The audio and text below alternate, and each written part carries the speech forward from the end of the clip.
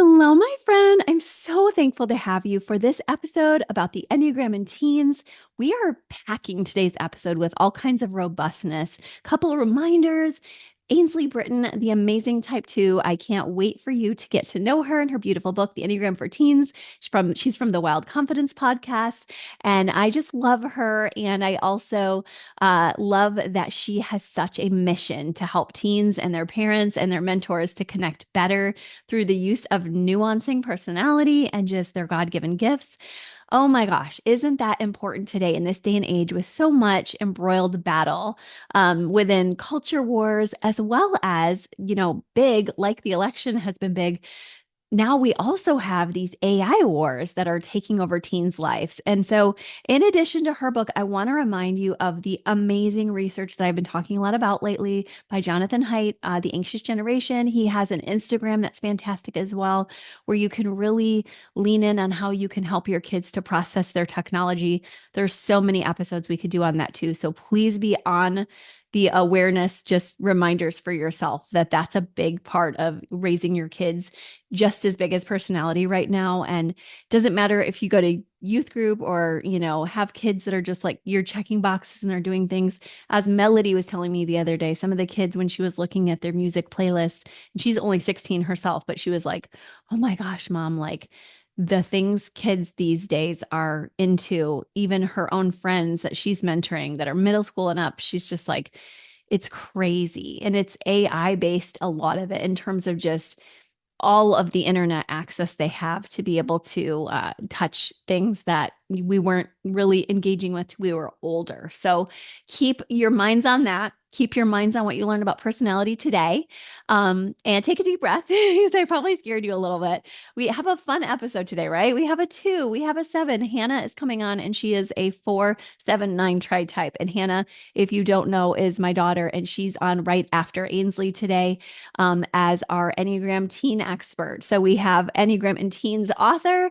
Then we have an Enneagram teen who has been working with Enneagram. Now she's 19 since she was about 12, 13. So you're going to get to talk to her about that for 15 minutes after Ainsley. And then I'm going through, for those who are like, let's deep dive, I'm even having a little tiny segment where I talk about what it was like for my mom raising me as a teen with her journal. So I have some of this for us, lots of juice in there, as you can imagine, raising a 7. Lots of gratitude to Wes in the book, in the journal, for being a good influence on me. So I'm really grateful for just all the good influences you are on your kids. I'm so grateful for the good influences that my friends and my kids' teachers have been on them. And I'm so grateful you're tuning in for this episode. So those are, your precursors. Little announcements as we get to holidays. I'm finishing up our Myers-Briggs booklets. So make sure you take your Myers-Briggs temperament tests if you want to think about gifting somebody with one of those. I'm trying to make them like the glow guides, and my collective has been starting to get theirs. And so I'm getting great feedback and I'm excited. And I will be sharing those around Black Friday. So I'm really grateful we have a fun project up ahead.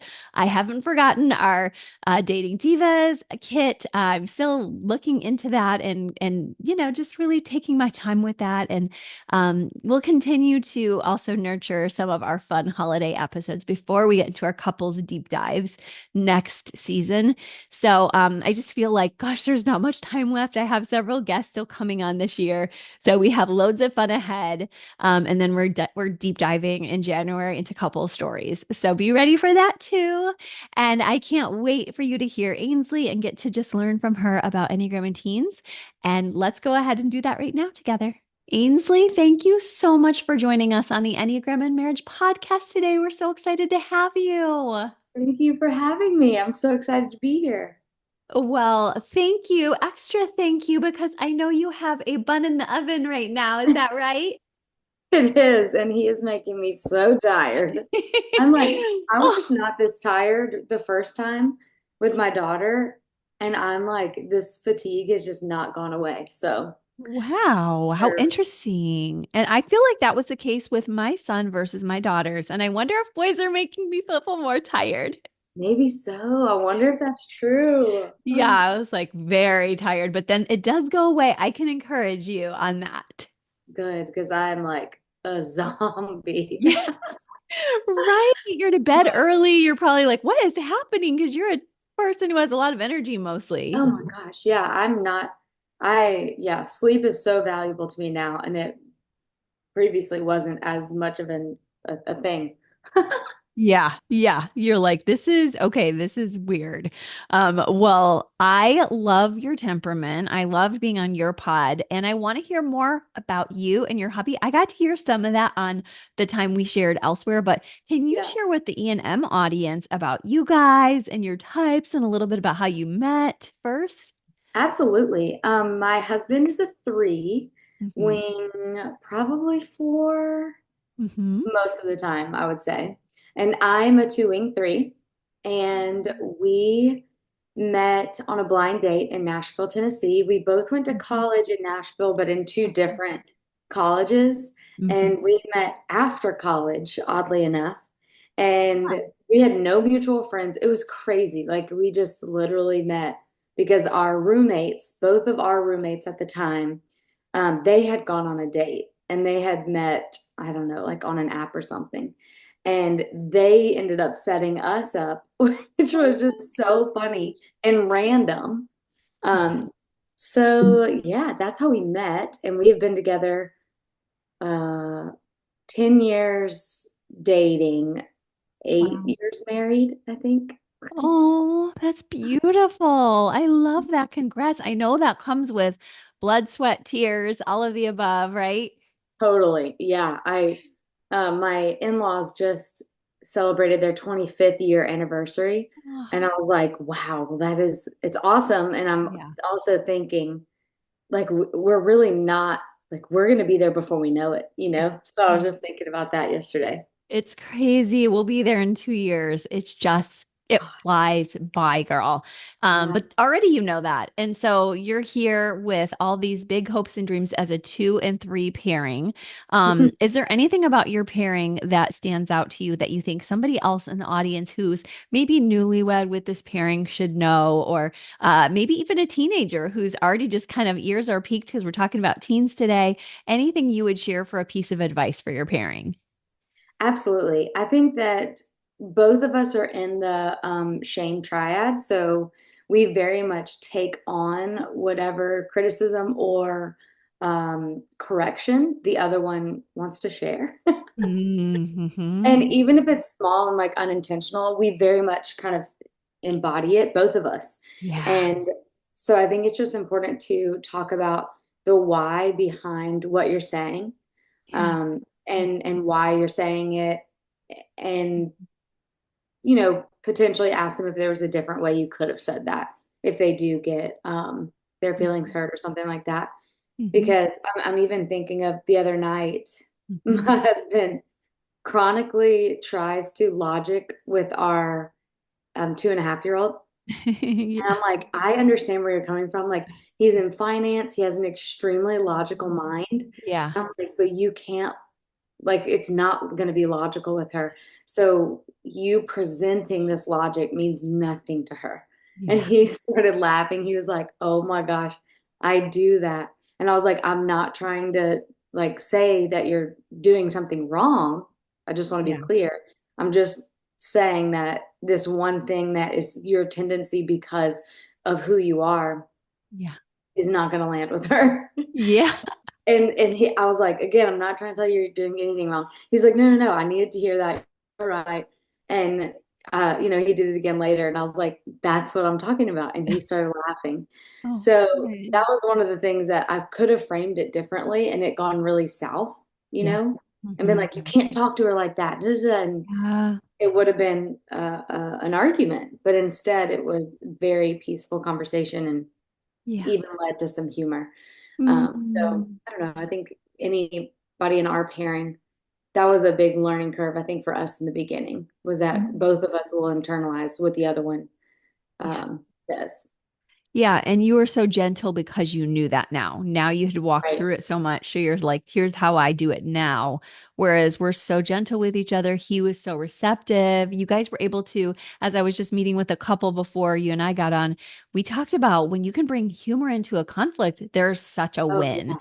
Oh yeah. So beautiful that you guys were able to do that. I love it. And it sounds, I guess I have one more quick question in that regard. When you know your partner's coming from a place of love, since you're in the shame triad, does that help a lot when you feel like, when you said like know where they're coming from? If it's from a place of love or wisdom, does that just make such a big difference? Huge. I think it's Okay. huge. And I think that one of the things that people don't do enough is assume that that is the place where the other person's coming from. Good You point. know, many times Yeah. we just assume the worst, or we assume, or we project. Yeah. And if we would just take a second to assume that not only is that person coming from love and wisdom, but they're also doing the best that they can with the tools that they have, I Hmm. think that we will see a lot more harmony in relationships. And our, family phrase is teamwork makes the dream work. Ooh, So I as love soon that. as we realize that it is like I versus I instead of a we situation, Yeah. we realize, okay, we have to take a step back and we have Mhm. to refocus. Justin even told our daughter that the other night because she was Mhm. trying to get something she wanted and she asked me and I said no. So then she asked him and I was like, oh, it's begun. So he Yeah. was in the room and he told Goldie, he said, hey, we are a team, so Mhm. we cannot be divided. Yeah. And not only are you and are me and your mother a team, but our whole family is a team. So Oh. I thought that that was a really good, even she, and I don't know, she'll know what that means yet or not, but Yeah. it was a great starting point for the foundation of, hey, we're a team, we're in this together, we're Mhm. coming from the best place we possibly know how. It's all of our first time on earth. So Mhm. Yeah. we Yeah. figured it out.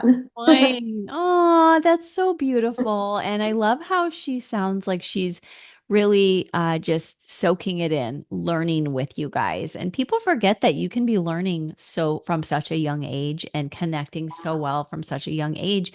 And that's why by the time now we're talking about teenagers, it's like Mhm. they're so complex. They have such capacity. I was just watching teens in a theatrical performance last weekend that my kids and I went to, and it was just incredible the range of emotion that these teens were sharing, and with such just amazing. The teacher said they put this together in 6 weeks, and it's the kind of thing you thought they would do all year. And I guess I was wondering, is your love for teens inclusive of that reminder that even though they're not finished developing yet, that they have such capacity for learning?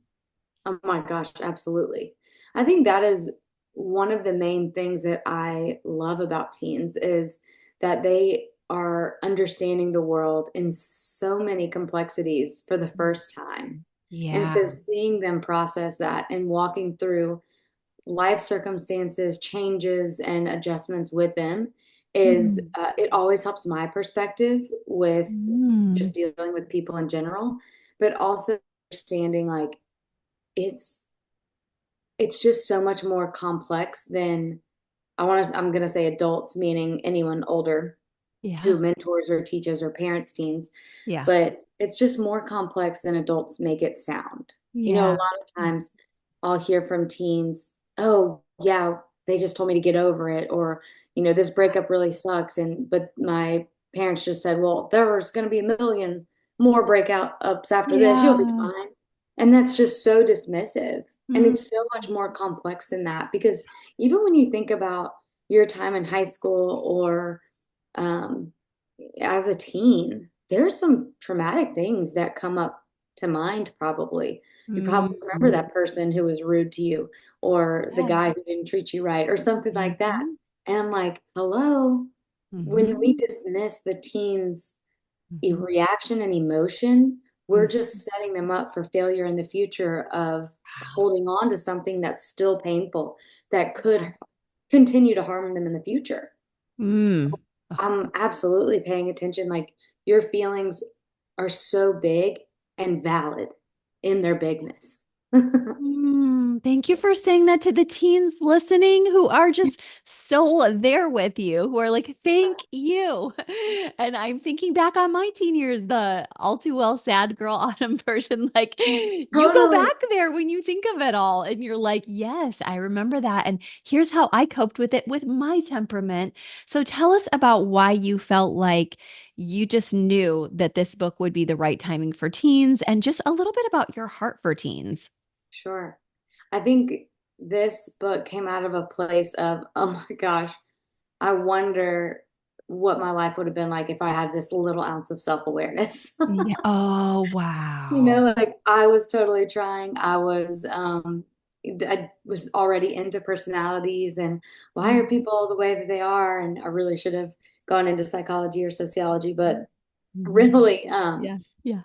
when I discovered the Enneagram, that was one of the first things I thought. And I discovered it right after a bad breakup in my 20s. Mm. So I wasn't too far removed from the teen Yeah. phase, like only like 2 or 3 years. Yeah. And I Interesting. remember thinking like, oh my gosh, I wish I would have had this sooner. I wish I would have Mm. had this sooner. I wonder what could have changed in my life. What decisions would I have made differently? And that's whenever I was like, as a teen, you don't have to know your specific type yet, Mm. but Mhm. why not just start learning about self-awareness and about the possibilities of all these different personality types and what this looks like and why people are the way that they are Mm. and why they do the things that they do. So I think that it came from a place of something that I wish I would have had, a tool I wish I would have had in my toolbox. And I'm hoping that as more teens are equipped with these tools, the healthier they become as far as, their relationships with themselves, with their faith, and with other people as well. Thank you for doing that. That is so beautiful that you thought back on what your desire would have been. And you're doing this for the girl that you know you were at that time who didn't have it. Absolutely. That is And so for beautiful. any previous boyfriend that I had who also needed it. Yeah. Oh my gosh. Yes. Because they were kids too, or young people just who didn't have a clue on how to Right. do life when we're like, this is my attachment style. And this is the way that I love how in the book you say, this is not like just an onion. This is like a whole layer. Like personality is so layered. Can you Yeah, tell us a little bit about how you've shared that maybe with a teen? And I know this is an on the spot question, but maybe there's a teen that you can remember that when they heard about the Enneagram, it was just life changing for them if you were able to get a hold of somebody younger. absolutely. I've mentored a lot of teens and young adults. And there was one girl who I'll always remember, and I'm still very close with her to this day, but she would just be so hard on herself. And she Mm. was just so like, straight A. She made all the good decisions, everything you Yeah. would a parent's dream child, if you will. Yeah. Uh, but I I'm kept thinking thinking of a like, line from Breakfast Club about that. oh, Anyway, what is I don't want to I say love it thinking of these movies. But yeah, so whenever here. I was mentoring her, I just kept thinking, oh my gosh, like you're just so hard on yourself. So let's look at this. And she immediately was like, oh my gosh, I'm a one. Like I just Mhm. know through and through. And I do believe that she is a one. I think she's now, and almost finished with college and engaged and all that stuff. And her inkling was proved true. Wow. But I was like, great. Now that you have this level of awareness, you have the ability to understand that you deserve grace. You need to give yourself grace, and Mhm. that this is the place that you're coming from whenever you become that perfectionistic, hard on yourself mode.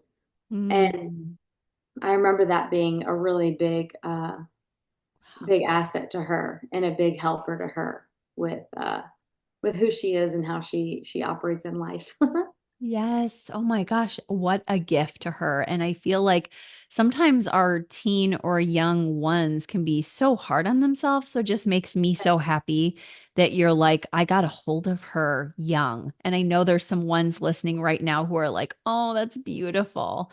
So I'm really, really glad. And also, what can people, if they're thinking, maybe there's a teen in my life who could learn from Ainsley, like where would you say they should start? And I want to talk a bit more about the inside of your book, but do you feel like your book is just a good place for somebody to either learn about a teen or to give to a teen or maybe both? Oh, both, absolutely. I think the best thing about this book is that it really it is targeted for teens and written for teens, but it can be anybody can pick it up and learn. No, Mm-hmm. it's not. It's something that parents and teens or mentors and teens or whoever can go through together and Mm-hmm. ask questions that you want to know about the other person, and allow your teen to ask that question in return. I mean, my goodness, like the the coffee table or kitchen table conversations that were in my head as I was writing this were abundant. My heart is very much to build the bridge of communication between adult and teen, and what that even means and how that can work. Um, Mm-hmm. just to become better, and just to help one another out in this whole process.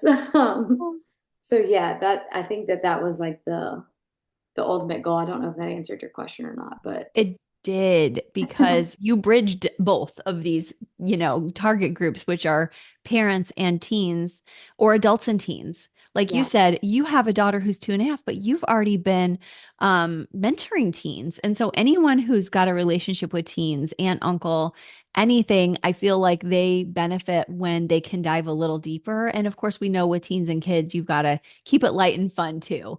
But absolutely. you're just saying, like, when it is time, there are questions, and I loved reading your mini reviews on Amazon too, because people were saying that they wish they had this book when they were younger, that this was a good conversation starter for parents and teens. And I feel like a lot of people want good conversations, just like on this podcast, we Right. talk about like conversation cards for couples. Like they want this, people want this for their teenagers too. When you finally get that moment in the car to be able to say, like, oh my gosh, so you got this book. Did you see yourself in it? Did you see me in it? Have you seen it also produce some good family chats for people? Yes, I think that's my most fun feedback is uh, Oh, one of my friends who also has a podcast, Josh Robery. He was talking about how he has two littles, and well, they're preteens, I guess I should say. So, yeah. but they still have started conversations about it in the evenings at their dinner table, and I just love hearing about how it's going and what they're thinking, because I do think that while I don't know that you should, stand firm and concrete in your type as a teen, because there's so many, differentiating factors and things that could still happen in life. I do think that it's worth the starting line conversation. Mhm. And I've just loved hearing about those stories of like, this is how it served our family, and this is what it allowed me to connect with my teenager in this way, and allowed the teenager to feel like an equal potentially for the first time ever. And I just love that. I love that idea of it all. I do too. And I'm hoping to go through this with my teens this summer. They're knee deep in college textbooks right now and they know their Sure, types, but yeah. to be honest, like we're ready for the deeper dive combos. So we now have your book. It has very nice questions to ponder. And I'm going to talk about that in a minute of what I love about it. But I wanted to ask you a quick question because there was something in your book that was just so beautiful about the shadow side and why, like, even though most listeners here know that we all have our gifts and we want to help our teens find their gifts, there's also that shadow side. And sometimes people want to know what's the buy-in of me finding out my type. And you do a great job of addressing that to say, like, of course, on the positive, like, you're going to get to see your gifts. But tell us about why it's also good, or if for teens listening, why is it also good to delve into that harder, darker part? Oh my gosh. I mean, I think that there's a lot of I guess shadow side thought as a teen. Like you think certain things about yourself, you think certain negative things about yourself that you may have heard from other people. Yeah. So whenever you get the clarification of the motivation and what happens whenever you're unhealthy or in that kind of shadow side of your type, I've just seen light bulbs go off and healing really begin. And not only have I seen that healing happen within themselves, Yeah. but with other people, with the relationships outside that may have been broken, or friendships that, Mm, they just couldn't apologize. They couldn't get over this one aspect of their friendship or something like that. mm, So I mhm. think that the quicker you can accept and understand your shadow side, Yeah. of course it will serve you. Of course, like you will absolutely have a better relationship with who you see in the mirror. But Mm. I also think that it serves everyone around you whenever Mm. you have this level of awareness and understanding about the worst parts of yourself, even if it's painful, even if it sucks, you're Yeah. at least Hmm. like, Hmm. okay, but I know this about myself, so I can Yes. then repair this or understand this and come at it at a different angle.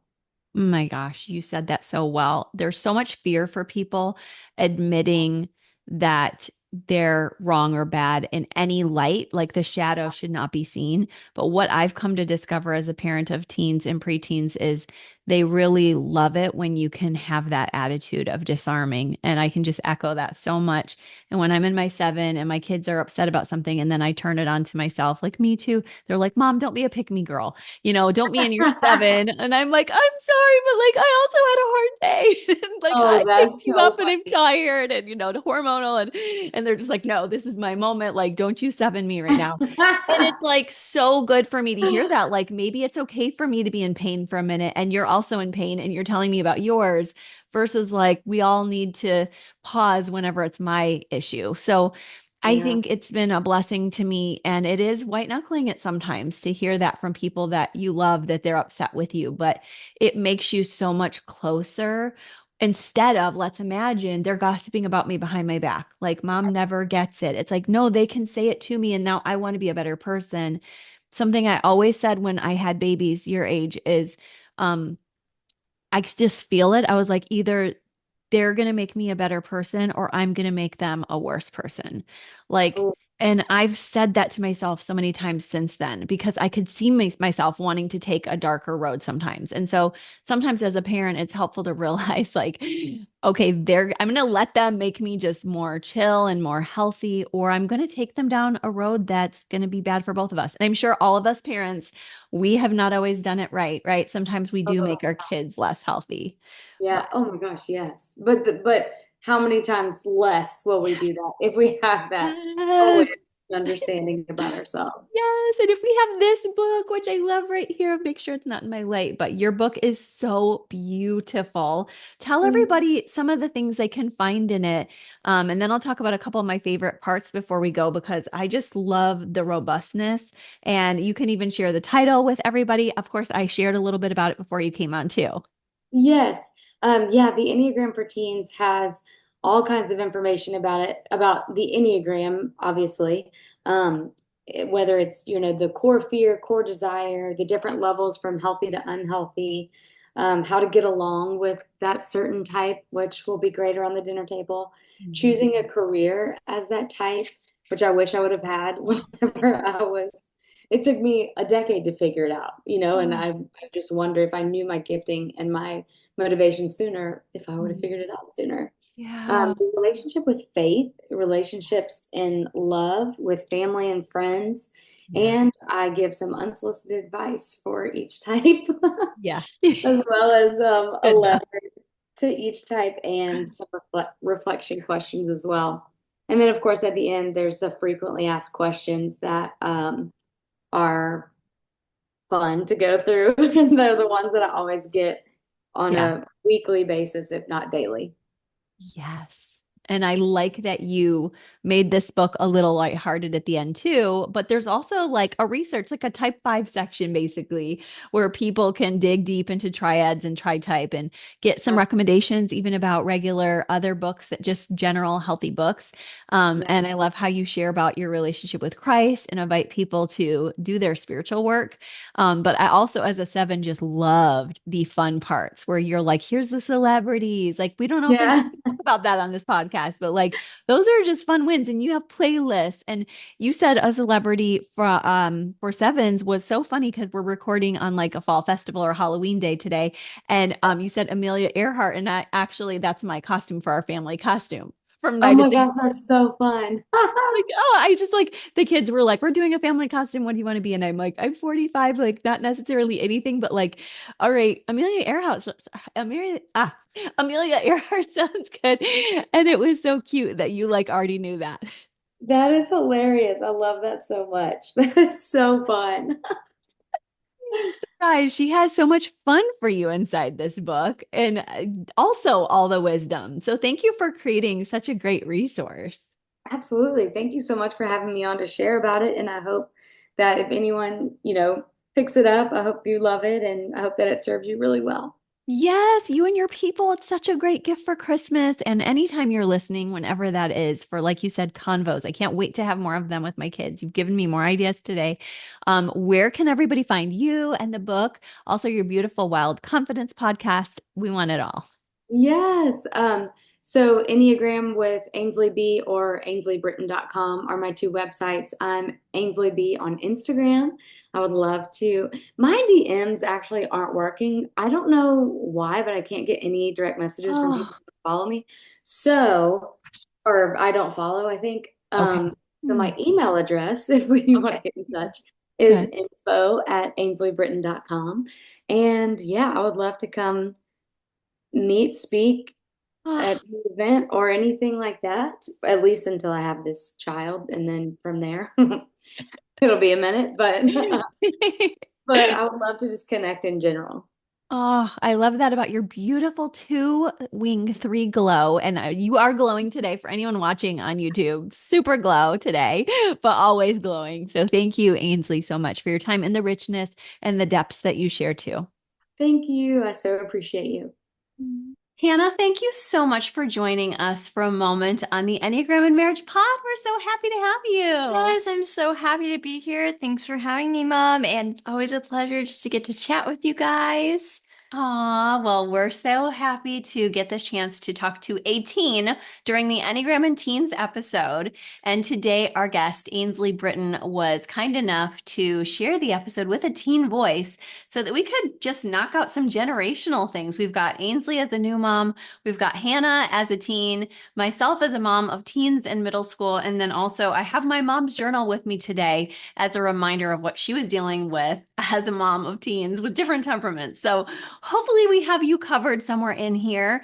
And just want to talk a little bit with Hannah about what it has been like to have the Enneagram in her life first as a teen, because you learned about the Enneagram when, Hannah? This was like many years ago now. Oh, I'm trying to remember. It must have been when I was like 11, would you say, or 12-ish? Yeah, you were really Yeah, I young. was really little, which is my brother's age now. He's 12. So it's kind of crazy how Mhm. you've really gone through each of us kids. Mhm. And now Jack's like obviously a pro because he was like 5 or whatever when he started. So, but we never took it that like, seriously, but like, it's been such a fun journey. So, Mm, yeah. yeah, that's really cool. I love how you let everyone know that even if you knew mom's work and you wanted to chime in and learn types, you were also keeping it light. And that's one of the tips we've heard. I know you guys have heard so many people share. We always share that too.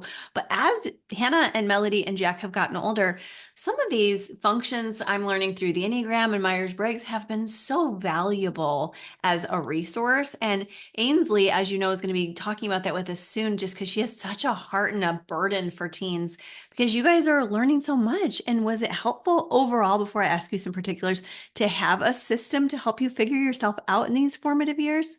Oh, definitely. Yes. I mean, I'm really, really just so thankful for it. It's such an amazing tool that is, I believe, absolutely like essential even in basic knowledge for um people, especially going through their teen years, because these are such a couple formative years of figuring out who you are. This is a place of unity and also where you can grow in your individual strengths. So I've loved it. I have used it so much. You've helped me so much to grow, not only as a teen, but just as I'm growing up and becoming like a young woman and entering my education and just all of that. It's been so, so helpful, and I hope to keep using the rest of my life. Oh my gosh, that makes us happy because we're literally learning with you. We didn't have this as teenagers, most of us. Yeah. And so I just love that you're sharing that it was helpful. And of course, we already said hold it somewhat loosely in the earlier years. Hannah's an adult already now. She's 19.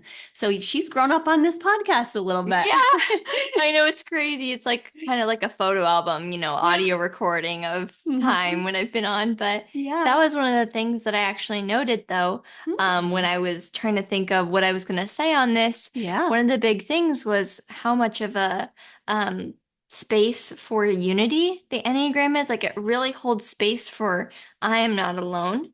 And that was Mm. one of the biggest takeaways I had, which I'm sure a lot of fours can relate to. It's like that thing of like, oh, I'm not understood, or I'm just completely, no one can figure me out. Like me, like a little mystery, but the Mhm. Enneagram has brought something so sweet to me that has just been, I can recognize my strengths, and some of those I share with others.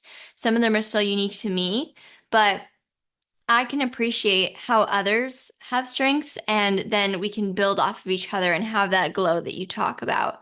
So Mhm. it's been such a good space for that to know I'm not alone. I have a lot of the same struggles as others, and also getting support from other types, which is just so good. So Yes, we have her as keeping me paced, and I speed her up as needed. We did yes, that we even do that for each today. We do that other. all the time, because Yeah. three of us in the car, usually me, Melody, and Jack, are like, let's go. Your dad's more patient with you. And I feel like you have helped us to see Hannah needs time. Fours need time. Other fours have gone on here on this podcast and said, we need our time. And yet sometimes I'm also saying honor the time of others. And I feel like my job in that has been to kind of just take some deep breaths and not be upset when Yeah. everyone's different. And I've got Yeah. Jack being like, I want to be on time, mom. And then you're like, I need to take my time. Melody's trying to peace me. And I'm just like, okay, I need a breath here. So I know. Well, you do that. You do such a good job, though, of, oh, when you raised us, understanding our types for a lot of our lives. It was just, you held it with such like a, you're not a number, though, which was so, also so good. okay, And good to hear the for all of Enneagram us. was so expansive, though, which we've learned over time. I mean, with everything tri-type and subtype and everything, it's like it goes deep. Yes. But it's been so sweet though that she's just especially in our faith and everything, just raised us knowing that we're all human and we're all going to have individual things and needs. And so, anyways, I'm extremely grateful for you, and Aw, you're I so just am thankful for the test and of course, we have a just heart type understand. right here. Yeah. I love it so much because even when we were planning this episode, I was like, Hannah, do you want to go into another room or do you want to be together? I know. She goes together. I was like, hard time. I love it. So, but I was like, I know. love it because you're giving me the physicality of being with people. That's beautiful. I know. So you said one thing was it just helped you to not feel alone. What else did you feel like the Enneagram has helped you with?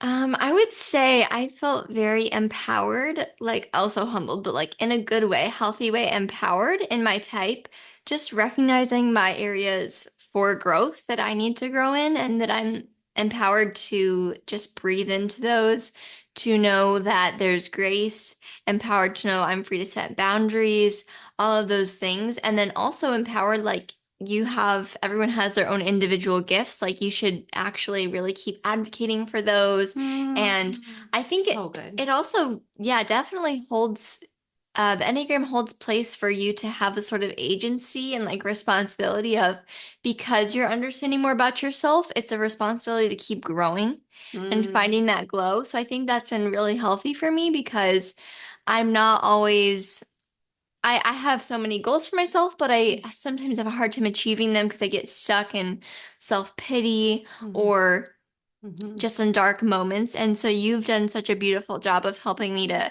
kind of find my way out of those. And I've loved getting to have the Enneagram as a place to go to for, knowing my wings and understanding patterns and pathways for how I can grow. So yeah, that's the next thing probably. That's really big. You're just Yeah. saying it's helped my mental health that Yes. I've been finding myself in my four space of that dark night of the soul sometimes, and I can go into my three achiever wing. I can allow myself some research into my five, which I know you've been exploring a lot lately. Yeah. And also, I'm glad you mentioned support. Just people so that your teen isn't doing all this work on their own as you're looking at Ainsley's book. Look together, talk together, keep the conversations ongoing.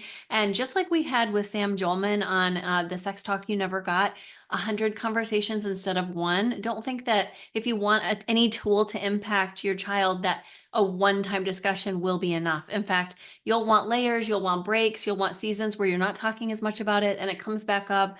I felt like that has been very fluid through the last 6, 7 years for you. Would you agree? Absolutely, absolutely, yeah. I just think communication, that in general, has been Mhm. such a benefit of understanding our personalities more and stuff and the different ways that we communicate. And sometimes I process things differently, and so Yeah. does she. And so I think having continual conversations, as you're Mhm. saying, is just like locking it in together and making sure there's nothing that was a miscommunication or, Yes, we do that. We try to check in. Wait a second. I'm running ahead of you with my 7. I'm going fast into emotion lockdown, or I'm faster processing because I'm not digging as deep. And you're like, okay, I'm a 4. I am a heart type. I need to stay here longer. And you're the only heart type in our family, which we've talked a lot about. And that was a really big kind of joy to be that unique, but also yeah. sorrow, I would imagine. I wouldn't, yeah, I mean, there's definitely, thankfully, not like as much of like a sorrow thing. Like I'm not like, oh, I'm grieving all the time, that, but there's Yeah, just that's definitely been awesome. extra room for, yeah, understanding one another, like really having to be intentional to seek to understand. As Mhm. I was just talking with my siblings the other day, I was like, you guys are one's a Mhm. body type, one's a thinking type, and I'm a heart type. And so we're all figuring out the ways that we can like serve each other, have our rhythms, and also just have fun together looks different for each of us sometimes.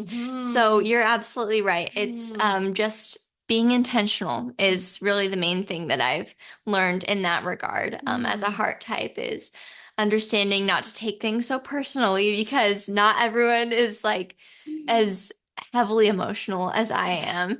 And yet also you guys Yeah. have, wings and you're such a 4 too in so many ways. And my Mhm. dad is a lot. So I'm so thankful and incredibly blessed for a family that's doing their emotional work. So there's Mhm. no lack. I have no lack. But Mhm.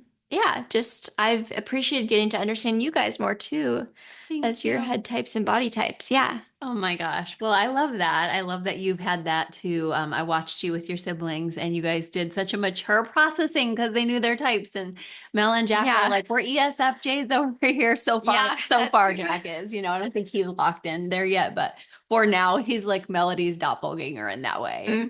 Hmm. So I think they're just like, okay, this is how we're just like happy-go-lucky, and this is how we roll, and we like giving gifts really thoughtfully. We care deeply, but their empathy is like, around that and being active and playing games and watching fun shows and doing their activities. And Hannah's like, hi. I'm much more, yeah, I'm like, let's watch a sad movie. Let's get into our art projects all Yeah. day. And they're like, what are you doing? So it's really funny, but I feel like you and I have found a lot of spaces to just kind of be together, Mhm. where you're just either working side by side or I'm enjoying an art project and you're enjoying your research. And so the Mhm. Enneagram is so beautiful for that because you really do get to see the best of humanity Mhm. shining in unique ways in one another. And Mhm. we all have weaknesses, but I've just loved getting to see like how people really do have their own glows when they're together. So we each have Wow. that in our family, I know. Well, and thank you for saying that. And I know you have one more thing to share, but I was going to say with your friends, I've seen it too. So that's been For great. And I sure. know it's even saved a couple of friendships.